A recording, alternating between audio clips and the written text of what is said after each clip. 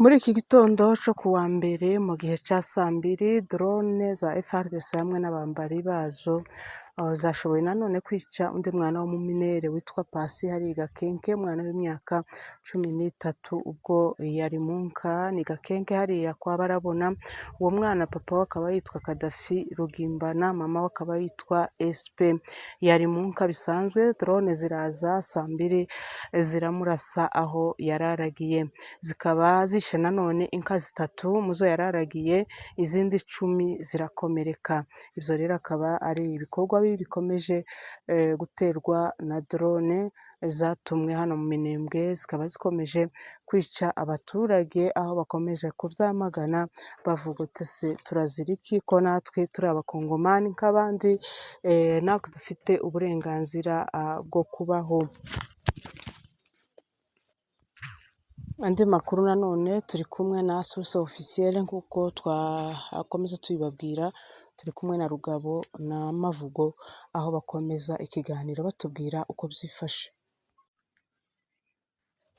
Bakunzi bacu aho muherereye mwese, reka twongere tubaramutse uti mwaramutse abandi mwiriwe bitewe n'aho muherereye ku migabane itandukanye y'isi.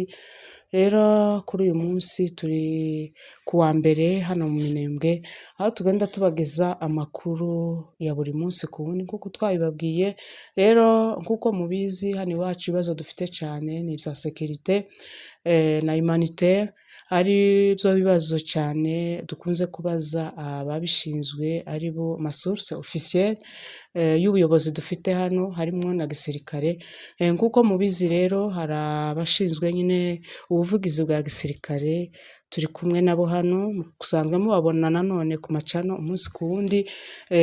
Ni ngombwa rero ko umunsi ku wundi tugomba kubavugisha kugira ngo tubahe amasha aba yagaragaye mu karere, kuko mubizi turi kumwe na Fande Mavugo hamwe na Rugabo. Reka baze batubwire uburyo ki nanone akarere kabyutse. Muraho neza? Muraho neza. Reka tubanze dusuhuza abantu bose badukurikiye kugira ngo tubahe amakuru y'uyu munsi ku itariki 29 z'ukwezi kwa gatatu 2026. Nk'uko n'ubundi dusanzwe, icya mbere tubanza kubwira abantu no kubasuhuza aho muherereye hirya no hino, abari muri Afurika, abo baba bari hanze mu bihugu bya kure. Mwese tubahaye mwaramutse, yuko twebwe iwacu burakeye namwiriwe kubo bushobora kuba bwije. Ubundi kandi icya kabiri tuba dukora duheza abantu bacu pole, yuko mu kibazo cya Minembwe turi mu bibazo by'intambara ntiziratuvaho, n'iyisasu ritaturiho, tuba dufite n'izindi ntambara z'inzara n'ibindi bibazo byose bituri hejuru. Rero abantu bose tukaba tubasuhuje tuvuga ngo nimukomeze munihangane, kandi tunabashimira namwe abanyamakuru ku mwanya muri mutanze kugira ngo tugaragaze kubwira abadukunda, abatwumva, abashobora kutubabara, abaturarira ijoro kugira ngo bamenye ibibazo dufite mu karere. Murakoze cyane. Sinzi ko akarere kabyutse, dore ko mu gitondo twumvise amasasu y'imbunda ziremereye. Byari bimeze gute kugeza aya masaha tuvugana, amasaha ya kumanywa, byifashe gute?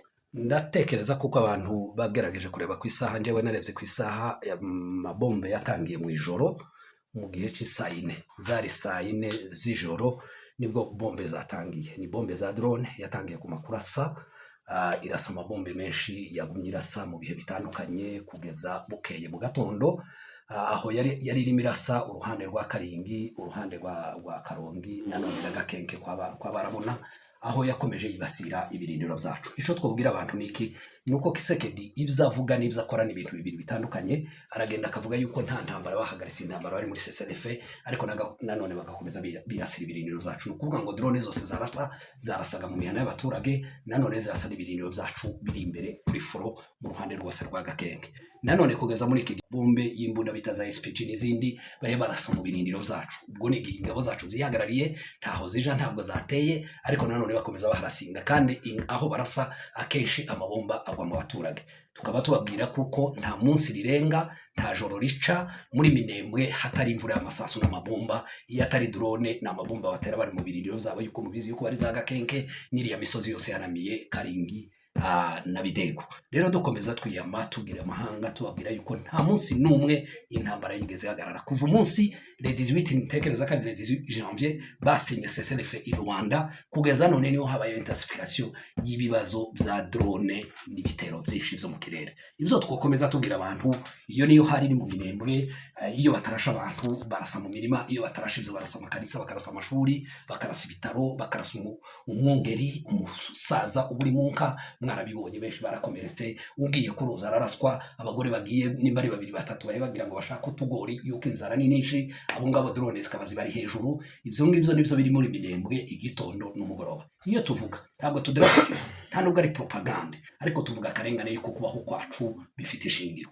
yuko nta muntu n'umwe uzusaba kubaho kwiwe, kubaho k'umuntu wese kuremewe kugira ngo umuntu wese afite iyo droit zo kubaho muri isi. Rero ibyo nibyo bibazo dufite cyane ku bibazo bya security biri mu Minembwe, uko niko akarere kabyutse kuri uno munsi muri gitondo.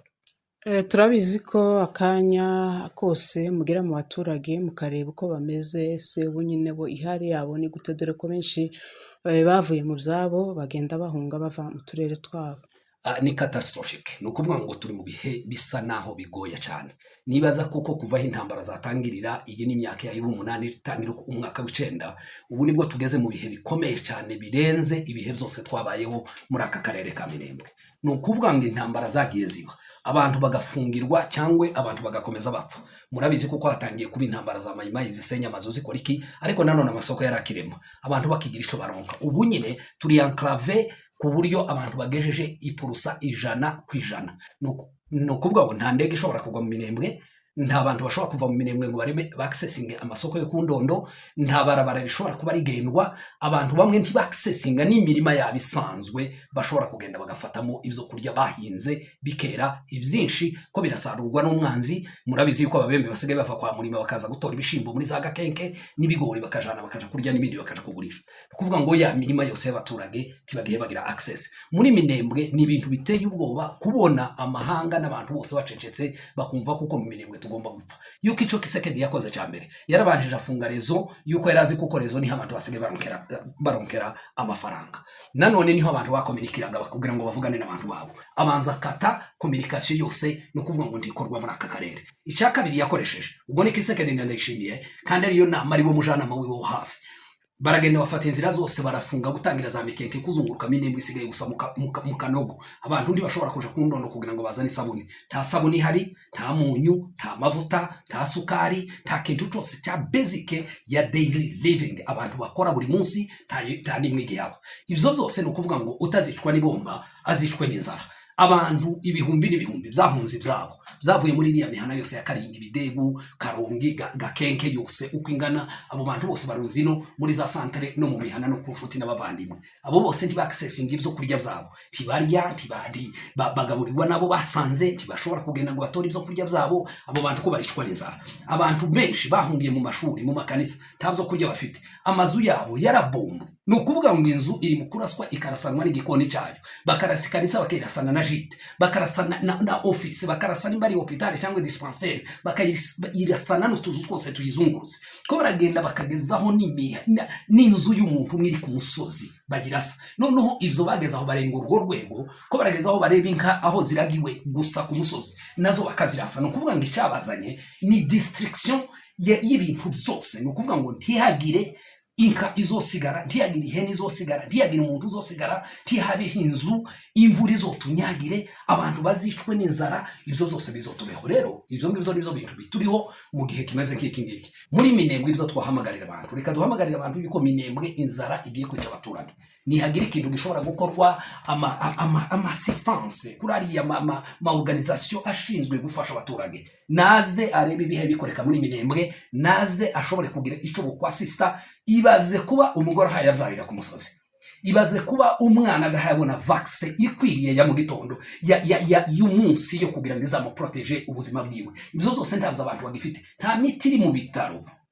Nimbe duhe tuvuga gutyo nukuvuga ngo nta kintu na kimwe kibya abantu bategerezaho gishobora kubafasha, ari ibyo kurya, ari iby'imiti, ari iby'urugenzi. Abantu bari mu kanogo kamwe gusa, ibyo byose baracecetse. Kisekedi aho ngaho ngo karashaka amahoro, ngo karaja za Doha, noneho yavuyeyo karaja mu Busuwisi. Ibyo ngira ngo bamare genocide iri en cours mu Minembwe kugira ngo barangize abaturage mu Minembwe. Iyo niyo security yari. Biratangaje kumva mwisi yose ikiro c'isukari cyangwa c'umunyu gishobora kuba kigura 50 dolari. Ico gihe duhe tuvuga gutyo ko turivuga ngo kigura 50 dolari nukuvuga ngo caguraga 50 dolari kikiboneka. Muri iki gihe duhe tuvugana nawe nta nubwo ushobora kugishaka ngo kibone.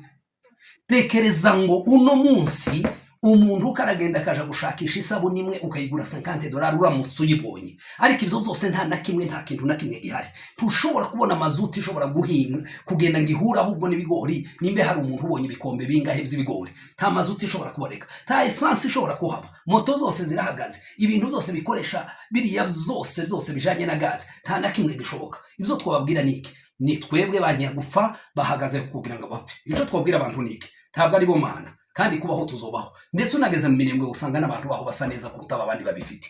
Yuko dufite ubwiza bw'Imana butwambika, butuma tugomba kubaho, yuko bari abantu ntabwo twabaharariye kugira ngo baze tuje kubisha iwabo, ahubwo nibo baza kudutera natwe tukirwanaho. Rero ico twababwira twebwe nk'abantu bahagarariye igisirikari, nk'abavugizi b'igisirikari, no kubabwira ngo nibakomeze bihangane. Nubwo ibihe bigoye ariko bizoshira. Nubwo imvura ihayitugwaho nabwo izohita. Nubwo iri joro rikomeye cyane nabwo birenda guca. Mwihangane mukomeze musenga Imana, ico tuzi bino bihe tuzobinyuramo, ariko kandi runo rugamba tuzarutsinda. Kwa upande wako Kamanda Mavugo, kuna neno ambalo natoka kusema kuwa ni jeshi la Jamhuri ya Kidemokrasia ya Kongo, pia jeshi la huko Burundi lake President Ndayishimiye, na kuna wale ile ekipe ambayo ilikuja, tunarudilia tena na kusema kuwa wale Warundi walikuja kuchunga raia hapa, na mliona gisi walikia kumshukuru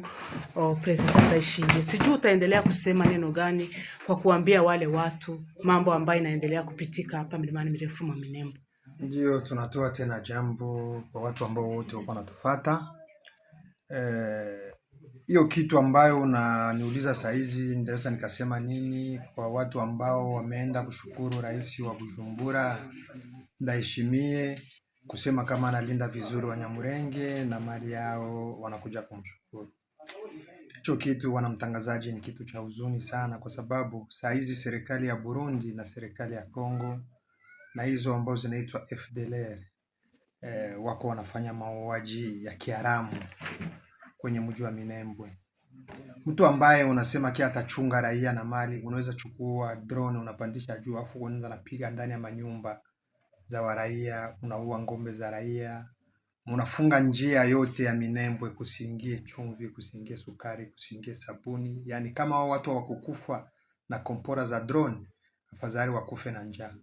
Afu we kama vile Mnyamulenge mwenye kuwa na nia mbaya na roho mbaya, kujaa chuki ya wandugu zako, unatoka tena unaenda kwa yule mtu ambaye iko na uwa ndugu zako usiku na mchana, unaenda kumshukuru. Hiyo ni kuchekelea Wanyamulenge, unaenda kuwachekelea. Hiyo ni kuchekelea kizazi kyako, unaenda kuwacheka, kuambia kwa nini sikujua, kwa nini mlinizaga Mnyamulenge na mimi siko Mnyamulenge. Huyo au watu ni wajinga. Walenda njo cheka Wanyamulenge, hawakwenda kushukuru Burundi. Kwa sababu ule president wa Burundi ambaye mlikana kwenye kiti alikuwa anawacheka nyinyi, kwa sababu anajua kile ambacho iko nafanyia Wanyamulenge, anajua kama iko na wao Wanyamulenge, anajua kama iko na ngoa shamba za Wanyamulenge, anajua kama iko naunguza nyumba za Wanyamulenge, anajua kama iko na ua ngome za Wanyamulenge. Kisha wewe Mnyamulenge unaenda kumshukuru. Aliwacheka sana, aliwaona kama wajinga.